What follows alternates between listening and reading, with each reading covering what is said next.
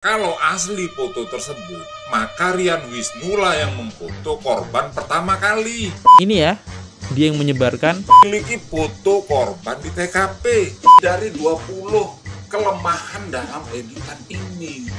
Ngapa sepatu ini bengkok gitu sebelahnya? Itu belum kena 2 lari ke Jakarta dan 1 Aldo lari ke Bandung. Kok dia tahu pelakunya ada 3? Bernama Ari Aldo yang lari ke Bandung. Kan pemilik akun Facebook Rian Wisnu. Oke, halo guys, kembali lagi di channel FKR Project yang selalu memberikan kalian konten-konten yang menarik dan aktual tentang kasus-kasus yang lagi viral maupun sedang trending di sosial media. Ya, kali ini kita tetap ngebahas kasus Vina ya. Kita harus mencurigai siapa sih di balik topeng orang-orang yang bersalah ini. Gua senang juga nih kali ini Peggy Setiawan kan udah bebas ya. Dan emang banyak banget kejanggalannya ya. Dari penangkapannya segala macam di tahun 2016. Kenapa polisi nggak mengusut tuntas 2016 ini gitu kan. Baru sekarang diusut tuntas lagi. Banyak banget keanehannya. Oke, jadi kali ini keanehannya adalah Rian Wisnu. Jadi kita bakal ngebahas Rian Wisnu di sini. Nah, jadi dia adalah orang yang menyebarkan foto Eki kecelakaan ya. Apakah dia ada di TKP? Dan ada isu juga nih, ini hanya isu ya, yang dimana foto tersebut adalah editan ya. Sebenarnya ada gak sih kasus ini? Aduh, makin tambah pusing nih. Tapi nggak apa-apa. Ini buat informasi kalian. Di sini saya tidak maksud menuduh siapapun dalam konteks saya buat video ini, nggak ada ya teman-teman. Saya hanya menceritakan kenapa Rian Wisnu di sini menjadi sorotan. Oke, ya. Buat teman-teman seperti biasa, jangan lupa guys diklik dulu tombol subscribe-nya. Yang udah klik tombol subscribe, gue selalu ngucapin banyak-banyak terima kasih. Dan jangan lupa juga kalian tinggalkan jejak dengan cara kalian bisa like, comment, subscribe, dan aktifin juga tombol loncengnya. Yaudah, kita nggak usah lama, kita bakal mulai ngebahas Rian Wisnu. Let's go.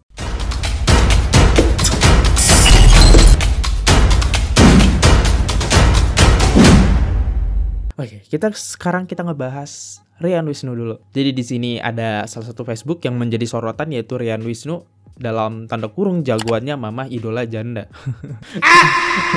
Awalnya aja udah gak enak ya. Oke ya. Bannernya juga kalian suci aku penuh dosa. Itulah Facebook dia. Dan kalau kita kenal manajer PT ANM artis dunia maya, oke. Dan pernah belajar di SMA Negeri 7 Cirebon, tinggal di Cirebon dari Cirebon, oke. Jadi ada cocokologinya ya. Jadi mereka semua ini kayaknya temennya Eki deh, karena dari SMA Negeri 7 Cirebon gitu ya semuanya. Yang kita bahas juga sebelumnya. Oke, kita coba bahas dulu Rian Wisnu. Mungkin bukan gue yang ngejelasin, reaction terus gue perjelas gitu aja ya. Oke, let's go, kita dengerin ya. Terong yang adalah Rian Fauzi, teman dari korban Eki dan Vina, dan teman dari Liga Akbar. Maka pada video ini saya akan membahas orang-orang lain yang ada di TKP, yaitu di flyover jembatan Talu, selain Rian Fauzi, sebelum adanya keramaian dan sebelum polisi datang. Yang pertama, saya akan membahas orang yang membuat foto kedua korban di TKP pada malam itu, yaitu Rian Wisnu. Rian Wisnu ini memiliki kolaborasi, kedekatan dengan Liga Akbar maupun Rian Fauzi karena mereka sama-sama mencantumkan dari SMA 7 Cirebon. Entah benar entah tidak itu. Tetapi kebanyakan daripada teman-teman dekatnya Eki ini sering menuliskan histori SMA Negeri 7 Cirebon. Di sini saya akan membahas pertama tentang Rian Wisnu ini. Meskipun dia mengupload foto tersebut pada tanggal 29 Agustus 2016, akan tetapi dialah satu-satunya dari kelompoknya Eki XTC SMA 7 yang mengupload foto tersebut, yang bagi saya foto itu adalah palsu dan sudah saya bahas. Fotonya palsu. Nah, bagi Anda yang belum menontonnya, saya kasih link di deskripsi video ini. Jadi ada dua kemungkinan. Yang pertama, foto itu palsu. Yang kedua, foto itu asli. Kita tidak berdebat apakah foto tersebut asli atau palsu di dalam video ini. Karena kalau asli foto tersebut, maka Rian Wisnu lah yang memfoto korban pertama kali. Artinya dia ada di TKP kan?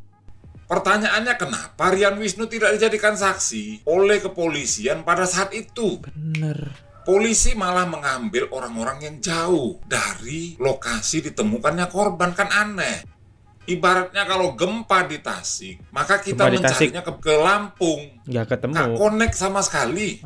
Sudah jelas banyak kelompok Eki, kelompok korban, kelompoknya Vina berada menghubungi TKP pada malam itu. Dan tidak satu pun orang-orang tersebut dijadikan sebagai saksi, apalagi tersangka. Salah satunya Rian Wisnu ini. Orang hanya menaruh kecurigaan ya teman-teman, hanya menaruh kecurigaan karena Rian Wisnu ini kan temennya Eki. Bisa jadi dia ada di TKP kan. Ya seorang temen dong, ada apa-apa kecelakaan, secara logika, secara logisita pasti dia bakal nyamperin, apalagi satu kota. Dan Rian Wisnu terkenal dengan anak geng motor. Ya anak geng motor pulangnya nggak jam 8, jam 9 kayak anak rumahan, nggak dong. Pasti kan pulangnya malam ya. Apalagi nih kawannya gitu kan. Kawan tongkrongannya cuy. Dan lokasinya juga nggak jauh. Bisa jadi sih. Ya Rian Wisnu emang ada di TKP. Kenapa pihak polisi kagak periksa nih ya teman-temannya? Karena teman-temannya pasti tahu nih si sosok Eki ini punya siapa, masalah siapa, ada masalah apa ya. Harus diperiksa sih, tapi nggak diperiksa ya. Lanjut. Nilai fotonya. Jadi selama 8 tahun Rian Wisnu ini mengalami kesenangan batin, dianggap hero karena sudah memfoto korban tanpa disinggung. Apa peranan Rian Wisnu pada malam tersebut? Jika kita menangkap jejak digital Rian Pauzi yang adalah Egy Perong, menuliskan bahwasannya Eki meninggal pada pukul 11.48 malam. Bagaimana dengan Rian Wisnu yang kata sebagian banyak orang memiliki foto korban di TKP? Kenapa Rian Wisnu ini tidak pernah disinggung? Nah, karena foto ini tidak ada yang mengklaim secara digital loh ya. Walaupun Mel mengatakan dia yang memfoto tersebut, namun faktanya foto itu pertama dan terakhir masih tetap lengket di Facebooknya Rian Wisnu. Anggota XTC mengaku sebagai alumni SMA Negeri 7 Cirebon, sama seperti Liga Akbar dan Rian Pauzi, tidak pernah dihadirkan apalagi disidik oleh polisi pada saat itu, apalagi muncul di persidangan. Di foto yang sudah saya ganti dengan klepon ini, karena kalau saya muat pasti ditegur sama YouTube, terlihat bahwasannya korban sudah tidak menggunakan helm, sudah dilepas. Berarti kalau menurut atau dikorelasikan dengan keterangan Suroto, artinya Rian Wisnu ini bersama-sama dengan Suroto pada saat itu. Di mana Suroto menurut keterangan Ari datang ke TKP karena laporan dari perempuan yang mengaku sebagai temannya Pina. Meskipun keterangan Ari di Kompas TV tersebut dibantah oleh orang-orang yang mengaku sebagai temannya. Belum ada sebab, sudah ada akibat. Inilah permainan-permainan jahat yang dilakukan orang-orang dalam perkara ini. Nah, Oke, mungkin sedikit aja ya. Nah, jadi dari akun ini ya, dari sumber akun Menguak Fakta, dia menaruh kecurigaan terhadap Rian Wisnu intinya ya, karena dia adalah orang yang berada di TKP tapi tidak dimintain keterangan. Dan apalagi Rian Wisnu ini teman dekatnya Eki Rudiana. Nah, sebenarnya pihak institusi tersebut itu bisa mengecek Rian Wisnu teman-teman. Sebenarnya Eki ini punya masalah sama siapa aja gitu kan. Nah dari situ dia bakal nemu titik terang sebenarnya ya. Kalau diperiksain semua siapa aja yang berada di TKP, informasinya sangat penting teman-teman. Oke, kita lanjut lagi. Jadi akun ini terus ngebahas foto tersebut ya. Salah satunya foto yang diduga palsu tadi. Mari kita bahas lebih detail ya, lebih detail aja. Dan mungkin bakal gue persingkat saja, inti-intinya saja ya. Oke, ini dia kontennya. Video ini adalah versi ramah dari video yang membahas foto palsu Eki dan Vina di Jembatan Talun yang sebelumnya terkena pembatasan usia oleh YouTube ya. Emang agak sensitif ya YouTube. Let's go, kita dengerin ya. Ketika saya menaikkan konten tentang foto palsu dari korban ditemukan di TKP, banyak menuai komentar beragam. Benar. Namun ada komentar, walaupun sedikit jumlahnya, mengatakan, oh itu foto jadul, oh itu dimensinya lain, oh itu harus perspektifnya seperti begini. Nah, untuk menjawab komentar-komentar itu, saya kembali mengulas tentang foto palsu di TKP beserta foto CCTV yang adalah palsu juga. Ini adalah foto dari pesenam. Kenapa nih? Yang sedang Fotonya melakukan gerakan senam, kemudian difoto. Berarti ini produk aku toh. Apakah foto ini tubuhnya tidak bisa diubah?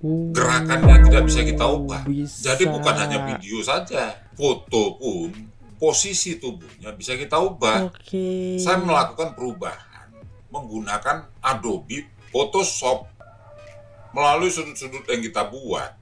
Foto ini bisa kita ubah sesuka kita, sekehendak hati kita. Nah, inilah hasilnya. Oke, jadi di channel Menguak Fakta ini mencurigakan bahwa sebuah foto itu bisa diubah posisinya. Mau kalian foto kayak gimana semua, gerakannya bisa diubah. Oke, kita langsung masuk ke penjelasannya. Kecurigaan Menguak Fakta ini bagian foto Eki aja ya, biar nggak kelamaan. Let's go. Karena ada dua cerita yang sangat penting di dalam foto Helmnya ini yang berubah berkaitan dengan kesaksian. Yang pertama tentang Rokmini. Ada 3 warga sipil yang mengaku korban menggunakan Rokmini, yaitu Aep, Dede Riswanto, dan Suroto. Ada 3 petugas kepolisian mengatakan korban menggunakan Rokmini, yaitu Supardi, Suja, dan Muhyiddin. Akan tetapi Dr. Ida Silvia mengatakan korban menggunakan celana jeans panjang sehingga menyulitkan untuk pengobatan, maka dilakukan pengguntingan. Oh, kalau kalian lebih percaya mana nih? Kesaksian Aep atau segala macam nih yang lihat? Kalau gue sih lebih percaya kayaknya Dokter Rahmat Tiaranita ya. Karena kan dia yang nanganin kasus pasti tahu. Atau mungkin nih roknya tuh ketarik ke atas sedikit gitu. Jadi kesannya seakan-akan dia gunain rok mini. Padahal dokter Rahma ini itu bilang celananya panjang. Gue lebih percaya dokter sih. Karena dia mau melakukan sesuatu, dia harus gunting dulu karena kepanjangan roknya. Itu juga dengan barang bukti yang disajikan di pengadilan, yaitu 2 celana panjang. 1 celana panjang yang digunakan oleh Eki yaitu rok Anthem. 1 lagi celana panjang yang digunakan oleh Vina, yaitu Wrangler. Nah, mana rok mininya? Kenapa dikatakan hakim bersesuaian? Rok mini dengan celana panjang kok bersesuaian, Pak Hakim? Lantas kenapa dibuat rok mini ini? Apa tujuannya? Rok mini. Ini kan skenario. Bagaimana sih? Apa tujuan goal daripada rok mini ini? Rok mini. Skenario pertama, korban katanya dendam sama XTC. Kemudian lewatlah orang menggunakan jaket XTC dikejar sampai jembatan layang digebukin. Harusnya kan mereka eksekusi di sana. Kenapa mereka bawa pulang lagi ke depan SMP 11? Nah, rok mini inilah yang membuat mereka membawa lagi pulang. Mereka nafsu melihat pahanya Vina. Itu loh skenarionya. Jadi dibuatlah korban itu menggunakan rok mini, bukan tanpa sebab loh.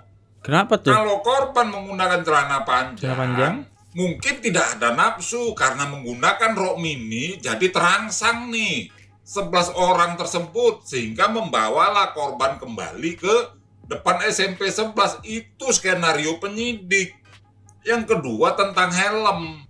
Kenapa tidak ada rusak sepeda motor korban, tapi kepalanya bonyok? Kenapa kepalanya bonyok tapi korban pakai helm? Ini kan dikatakan oleh Kadip Humas Polri. Inilah skenario penyidik bahwa terjadi pembunuhan pada saat itu kan. Padahal korban itu tidak menggunakan helm. Mengapa saya katakan STNK-nya tidak ada? Apalagi KTP. SIM tidak punya. Iya, di sini cuma dibawa sebuah handphone doang ya. Motor bodong. Tidak ada plat nomor depan dan belakang. Ini kesaksian dari saksi Taufik sebagai polisi Laka Lantas. Tidak melihat adanya plat nomor depan maupun belakang sepeda motor tersebut. Anak polisi, geng motor. Untuk apa dia pakai helm? Apakah dia takut sama polisi, takut sama razia? Sedangkan plat nomornya aja tidak ada, STNK tidak ada. Terus dia pakai helm buat apa? Lah kalau dia pakai helm takut sama polisi, bagaimana dengan Vina? Kenapa nggak pakai helm? Kalau dia pakai helm tapi tidak punya plat nomor, apakah dia takut sama polisi? Saksi Rana mengatakan. Iya sih, aneh sih dia pakai helm. Ngapain dia pakai helm? Dia kan di situ dia nggak bawa dokumen ya buat identitas diri, dia hanya bawa sebuah HP. Terus plat motornya kayaknya nggak ada katanya tadi kan platnya. Terus ya agak aneh sih kalau bawa helm sih, karena dia kan nggak takut, seakan-akan dia nggak takut dengan polisi karena kan plat nomornya aja nggak ada. Tapi oke-oke aja, siapa tahu demi keamanan ya bawa helm. Kita kan berpikir dari berbagai sisi ya. Oke, siapa tahu dia bawa helm kan demi keamanan, let's go. Tapi wajahnya bonyok, itu yang jadi pertanyaannya. Helmnya nggak lecet. Korban berkelahi pada saat itu tidak menggunakan helm. Jadi kedua-duanya, rok pendek dan helm ini adalah skenario. Yang lucunya lagi, kalau helm katanya terjadi kejar-kejaran dalam tempo yang tinggi, top speed, ditendang. Kalau ditendang sama terdakwa Eko Ramadhani, yang terjadi kan sepeda motor korban hancur. Korbannya hancur, helmnya hancur pada kecepatan maksimumnya 110 km per jam. Katanya tidak ada rusak kendaraan, kenapa ada ditendangan? Kenapa ada tendangan pada kecepatan tinggi? Apakah tendangan pada kecepatan tinggi itu masuk logika tidak menyebabkan kerusakan? Atau inilah teman-teman, para netizen, para warga terbawa suasana yang dibangun oleh penyidik. Kemudian dilimpahkan kejaksaan menjadi dakwaan. Seolah-olah peristiwa tersebut ada, padahal coba kita berpikir. Bagaimana peristiwa itu ada? Apakah seperti polisi lalu lintas mengejar orang, kemudian pikir-pikir, mana STNK, kemudian ditendang? Enggak lah, enggak gitu. Tidak begitu. Dari pertama dilempar saja, korban sudah berusaha menyelamatkan diri, dikejar dengan kecepatan tinggi. Bisa jadi korban pun ikut membalas menendang. Ini kan kita terbawa suasana skenarionya penyidik. Tanpa kita menggunakan logika, mungkin nggak penendangan tersebut tidak merusak helm, tidak merusak sepeda motor. Itulah alasan kenapa saya membahas foto ini, termasuk foto CCTV. Di mana kedua-duanya foto ini maupun foto CCTV adalah palsu. Jaket STC sulap, kenapa? Sulap. Oh, kepotong, jaketnya kepotong teman-teman. Kemudian atasannya, pakaian atasannya korban, yang katanya ini korban. Lebih parah garis lagi. lurus tegas baju atasan. Lebih dari 20 kelemahan dalam editan ini. Tidak seperti saya melakukan editan, saya berani mengedit dalam posisi yang terang. Orang yang membuat foto ini tidak berani mengedit dengan posisi video. Foto yang jelas, karena dia tidak memiliki kemampuan yang jitu. Nah, inilah penampakan dari bidang-bidang lurus. Dari foto ini, terlalu banyak. Ini masih belum semua. Luar biasa. Oke. Apakah ini yang dinamakan foto? Blur ya fotonya. Sekarang saya ingin melihat bayangan. Nah, di sini ada kaki seseorang atau ada berapa orang itu, bayangannya ke arah ke kiri. Di mana sebetulnya kekuatan pencahayaan justru kan datangnya dari atas. Dari atas. Masa kalah dengan cahaya yang datangnya dari samping dia, lampu jalan dari ya, lampu mobil atau dari apa itu? Oke lah. Mobil mungkin. Boleh saja orang beralasan. Oke. Nah sekarang bayangannya kok kotak. Oh iya, masuk akal. Ini kan bayangannya kotak, persegi. Apakah kepala orang-orang tersebut badannya semuanya itu kotak sehingga membentuk bayangan kubus atau bayangan persegi panjang? Bagaimana sih kepala seseorang itu kotak? Iya. Ini kan nggak masuk akal. Aneh aja sih. Kemudian sepatu orang yang berdiri yang... Nah, ini sepatu nih yang lebih bikin gue penasaran bener nih. Ini ngapa sepatu ini bengkok gitu sebelahnya? Itu loh. Emang ada sepatu bengkok kayak gini? Itu aneh loh. Misalnya Anda kalau misalnya foto nih ya, foto teman-teman, set, terus Anda dengan fotonya gerak, set, itu kan yang jatuhnya ngeblur, bukan ngebengkok kaki. Itu aneh sih emang. Foto ini yang bikin gue aneh, kakinya kok bengkok gitu ya. Oke, lanjut. Pak, sepatunya saja ini. Itu kaki ngapa coba bengkok? Coba kita lihat sepatu kiri dan kanannya. Tembus pandang. Apakah ini hantu atau orang? Inilah yang saya sebut editan ugal-ugalan. Oh itu Pak perspektif, waduh terlalu banyak perspektif Anda. Ini adalah cahaya. Cahaya itu adalah gelombang elektromagnetik. Itu versi fisika klasik. Dasar tembok pemisah tetapi versi fisika modern, cahaya itu adalah loncatan dari foton. Foton itu ukurannya sangat kecil, lebih kecil daripada elektron, proton maupun neutron, apalagi atom. Dan untuk membelokkan cahaya itu tidak mudah, dibutuhkan daya magnet yang sangat tinggi. Baru bisa kita lakukan pembelokan cahaya. Seperti halnya TV tabung. Cahaya yang masuk dibelokkan. Sehingga kita bisa menonton melalui deflektornya. Dengan tegangan yang super tinggi. Apakah sepatu ini punya tegangan super tinggi sehingga bisa membelokkan cahaya? Disinilah kita belum apa-apa sudah mempercayai bahwa ini foto asli. Padahal tujuan dari foto ini ada membangun opini. Ada helm, ada rok pendek. Itu loh tujuannya. Di mana rok pendek itu bertujuan, ini merangsang para pelaku. Sehingga tidak jadi mengeksekusi korban di TKP jalan layang tersebut, kemudian membawa kembali korban ke base camp-nya mereka untuk dilakukan ruda paksa, dan setelah mereka puas diantar lagi ke jalan layang tersebut. Itu kan tujuannya rok pendek. Biar muncul opini ya. Oke, biar muncul opini Vina itu diperkaos gitu kan. Tapi balik lagi, ini dokter yang meriksa dia itu bukan rok mini ya, tapi di waktu kesaksian dari dokternya sendiri ya dia beneran rok panjang. Tapi ya balik lagi karena kan ditemukan sperma ya. Jadi gue nggak bisa bilang ini bener ya. Terus kalau masalah CCTV gue nggak mau terlalu dalam deh. CCTV sebenarnya udah gue jelasin, ini hanyalah syuting ya, lagi syuting. Dan yang satu lagi ini foto megang bambu itu adalah di lokasi yang berbeda, bukan lokasi gengnya buat mencakai Eki dan Vina ini, bukan ya. Ini udah gue bahas kok di konten ini. Ya gue gak memperdalam aja sih itu. Tapi ya boleh-boleh aja kecurigaan ini. Tapi gue gak bisa bilang ya ini real. Tapi gue denger ya saat pembahasan ini hanya kecurigaan gue juga ya teman-teman. Ini yang ngebahas adalah Rismond ya.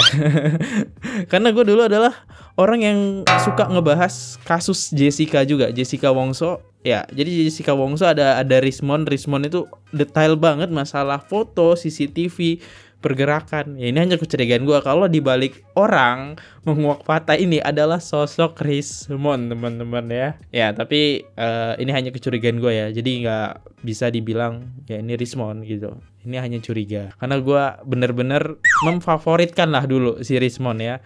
Penjelasannya mudah dicerna. Dan denger logat bicaranya pun ya sama ini. Sosok Rismond ya. Tapi gue gak tahu entah kenapa dia gak mau nampilkan diri ya. Oke, ini kita udah denger dari sudut pandangnya si menguak fakta lah ya. Sekarang kita dengar dari sudut pandangnya netizen. Let's go. Kenapa curiga dengan Rian Wisnu? Fakta baru munculnya sosok Ari Aldo disebut ada kata balas dendam ke Eki dan Vina Cirebon. Dari penelusuran terbaru, netizen dikejutkan dengan munculnya akun FB bernama Rian Wisnu. Rian Wisnu ini pengakuan di FB adalah teman dari almarhum Eki, pacarnya Vina. Itu diposting di FB-nya pada 29 Agustus 2016, 2 hari setelah kejadian tragis tersebut. Dalam postingannya itu, Rian Wisnu pun mengunggah foto Eki yang sudah dalam kondisi mengenaskan. Di akunnya tersebut, ia juga berkomentar bahwa ada sosok bernama Ari Aldo yang lari ke Bandung karena diduga terlibat dalam kasus meninggalnya Vina dan Eki. Disebut Ari Aldo punya dendam pribadi ke almarhum Eki. Di sini kita berharap pihak berwajib untuk mencari sosok Ari Aldo untuk dimintai keterangannya. Kenapa dia mesti kabur ke Bandung jika tidak terlibat? Itulah ya, itu dugaan dari netizen. Ada sosok Ari Aldo. Oke, kita langsung aja ngebahas dari Facebooknya Rian Wisnu. Oke, gue udah masuk nih Facebooknya Rian Wisnu. Ya, kita bisa lihat ya. Mungkin kita langsung aja ke kejadian Vina ya di tanggal 27 Agustus. Kita langsung aja cari. Udah masuk teman-teman di postingan dia di Facebook. Ini tanggal 23, 25, 26, nah 27 27 belum kejadiannya ya. Ini masih upload jam 9.45 pagi, berarti masih belum. Nah, ini dia tanggal 28 Agustus kan kejadiannya malam ya. Di sini dia upload di jam 4 pagi, jam 4.34. Wow, ini pagi ya. Pagi banget, subuh lah ya istilahnya. Ya, dia di sini tertulis, sumpah masih nggak percaya lo pergi begitu cepat. Udah hampir 3 tahun gua nggak ketemu sama lo, dan sekarang gua ketemu sama lo dalam keadaan lo nggak bernyawa lagi. Gua doain lo tenang di alam sana kawan. Bakal gua kenang hari-hari bersama lo walau sesaat. Oke, kita lihat nih. Ini ternyata yang ngebagiin banyak banget ya. 521 yang ngebagiin. Dan kita lihat dulu komentarnya sebelum yang ngebagiin. Let's go. Di sini 7 tahun yang lalu, Eki siapa soak? Eki yang kena kasus bareng pas ditangkap si RS Gunung Jati. Next, pada hebat-hebat ya geng motor GBR. Saking hebatnya ketangkep kirik. Hahaha, ditunggu loh anak pas boy pada keluar dari kampung. Oke bro. Oke, dari di sini di komentar Kokonaro Pratinium Nutrisari, dia punya statement adalah anak GBR. Ya tadi sesuai ya, dari konten yang pertama itu adalah sosok Aldo ya, karena Aldo tertulis captionnya anak GBR. Let's go. Terus di chat lagi Rian Wisnu di add ya, mantan anak GBR lagi. Cia, awas hati-hati jangan bocah-bocah lagi luru-luru. Bayi bocah pas boy. Ari Aldo norongke neng endi. Aduh, bahasa apa di Cirebon ya? Saya tidak bisa bahasanya. Next, ning arep Rizky futsal jol. Ari Aldo anak ning kewis mati jol. Daweke kabur ke Bandung karena deweke otak dari pembunuh.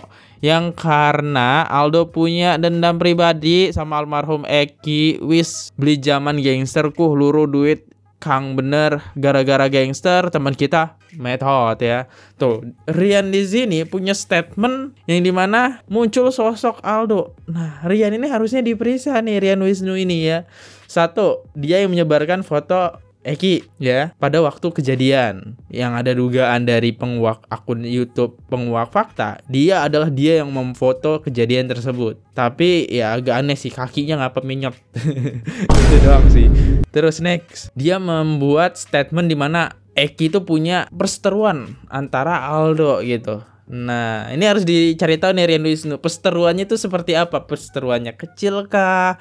Besar kah? Dari situ nanti kita kan dapat titik terangnya, apakah Aldo ini bersalah atau tidak. Nah, ini polisi ini harus cek nih Rian Wisnu, tapi Rian Wisnu ini tidak dipanggil ya. Padahal dia yang menyebarkan foto juga, yang diduga dia adalah orang yang berada di TKP. Next, terus di sini Rian Wisnu punya statement lagi, 3 pelaku belum kena, 2 lari ke Jakarta dan 1 Aldo lari ke Bandung. Kok dia tahu pelakunya ada 3? 2, 5 plus 1 lari ke Bandung ya. Ya, siap-siap baik ya Kang, kabur Ari balik deh. Tuh. Oke. Dia punya statement seperti itu. Nah, ini ya, dia yang menyebarkan. Sampai sekarang gue nggak nyangka lo pergi begitu cepat kawan. Gue hanya bisa kirim doa buat lo diterima di sisi Allah, dan maaf kan dosa-dosa lo selama hidup yang tenang di alam sana ya kawan. Tuh, ini dia yang memposting teman-teman. Nggak perlu saya tampilin ya, karena ya nggak etis juga gitu buat ditampilkan buat orang yang udah nggak ada. Dan kalau kita lihat masuk ke komentarnya lagi, ya Allah Eki, kenapa tuh? Kecelakaan apa sih Dewe? Terus Putri Wisnu punya statement dibacok sama geng lain, terus kepalanya kena trotoar. Cewek cowok meninggal semua. Terus di sini dibantah Rian Wisnu, Eki kecelakaan tunggal karena mabok bukan dibajak. Oh, Eki punya riwayat yang suka mabok ya ternyata. Oke, Rian Wisnu ini kan kenal Eki ya. Oke, berarti Eki sering mabok juga ternyata. Next, berita yang gak jelas, banyak yang bilang dibacok, ada yang bilang tunggal.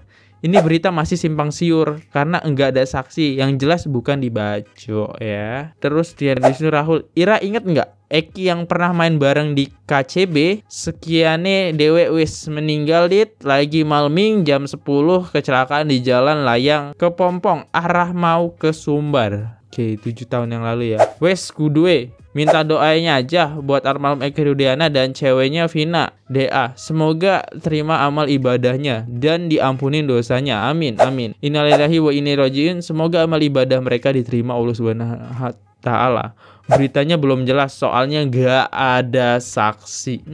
Beritanya belum jelas soalnya nggak ada saksi. Apa kemungkinan dia ada di sana ya, Rian Wisnu ini? Dan mungkin dia nanya-nanya di sana nggak ada saksi mungkin. Oke, ya. Kita lihat lagi 17. Oh, dari 29 Agustus 2016 ke 17 September nih jaraknya sangat jauh ya. Mati juga tuh anak. Setimpal dengan perbuatan dia bunuh sepasang sejoli Eki dan perkaos Vina. Ucil tato. Oh, Ucil ini yang ditangkap ya. Terus kita masuk 20 September dia hanya mengganti profil, jaraknya lama ya, dia jarang posting kayaknya. Di 24 September ini udah hampir sebulan ya. Mereka mengejek, mereka mencela ini anak nakal, masa depan enggak ada, memang sekarang ku tak bekerja. Tapi ku tak menyusahkan orang. Orang yang sederhana bisa tampil lebih menawan daripada orang yang hidup mewah. Rian Wisnu. Oke, ini kayaknya status udah pribadi deh. Karena ini jaraknya udah sebulan ya. Dia udah gak bahas. Oke, kita masuk ke curiga netizen apa nih? Ovi ya. Mengapa Rian Wisnu JR yang mengupload foto-foto kecelakaan Eki dan Vina di flyover Taluna Cirebon tak pernah diminta keterangan oleh polisi, minimal sebagai saksi lah ya? Apa Rian Wisnu JR adalah mel-mel dan juga satu kelompok dengan Adit Raw dalam kurung Adit Ebo, Dahil Sumber dan Yulita Dewi? Oke, dipertanyakan ya. Apakah sosok mel-mel ya? Tapi coba bentar. Tapi kayaknya beda deh ya. Beda deh wajahnya. Atau sama? Karena ada foto mel-mel ya ini ya yang ya mungkin gue tampilin kalau gue nggak bisa lihat guys di sini. Nanti gue tampilin saat editing aja nih. Nah, kalian bandingin. Apakah ini mel-mel? Kayaknya bukan ya. Mel-mel kan sekarang, tapi mel-mel yang sekarang dia ada kumis-kumis, jenggot, dan ngambil posisinya gelap-gelapan ya waktu di TV. Dan mel-mel ini berani banget tuh muncul di TV dan dia yakin kesaksian dia benar dan mempertegas kesaksian Aep di situ. Padahal Aep udah jelas-jelas kita udah curiga Aep ini bohong ya.